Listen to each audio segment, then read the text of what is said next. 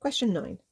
The diagram below shows a wooden crate of mass 35 kilograms being pushed on a rough horizontal floor by a force of magnitude 380 newtons inclined at an angle of 30 below the horizontal. Right, okay. Show that the coefficient of friction is this weird looking fraction. Okay, the first thing we're going to draw is a diagram with all the forces pointing outwards. We don't like forces where they're going into the object. Let's redraw it as a pushing force coming out of the object, even if that means drawing it into the floor or into the slope or something like that. So we've got 35G, we've got the normal reaction, we've got the motion in the way of the pushing force, so we've got the friction opposing the motion, and we know that the pushing force is 380 newtons at an angle of 30 degrees. Okay, so it's moving, so we do F equals ma in the direction of motion, which in this case is to the right, and the F is the overall combination of the force making it go in the way it's going, so that's 380 cos 30 minus the force that's slowing it down, friction, and that will equal 35 times acceleration. Okay, well actually that's handy. I was just looking to see what the acceleration value was, but it's moving at a constant speed, so therefore acceleration is 0.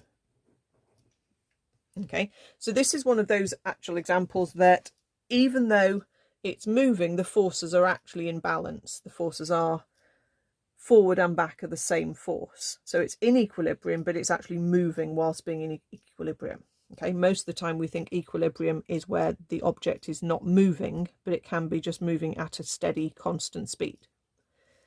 But generally, I would say if it's moving, do F equals ma, and if a just happens to be 0, then that's fine. Okay, so actually that means we can work out the value of friction. So 380 times cos 30, well that's annoying, that's given us a decimal. Okay, maybe your calculator wouldn't, but cos 30, look, is a surd value.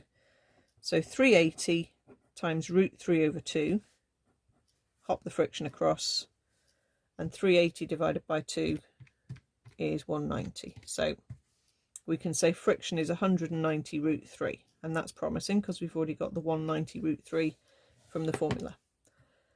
The second thing we can do is we can resolve vertically. Okay, so even though we're doing F equals ma in the direction of motion, perpendicular to the direction of motion, it's not moving. It's not suddenly taking off or sinking down. The forces up are balancing the forces down.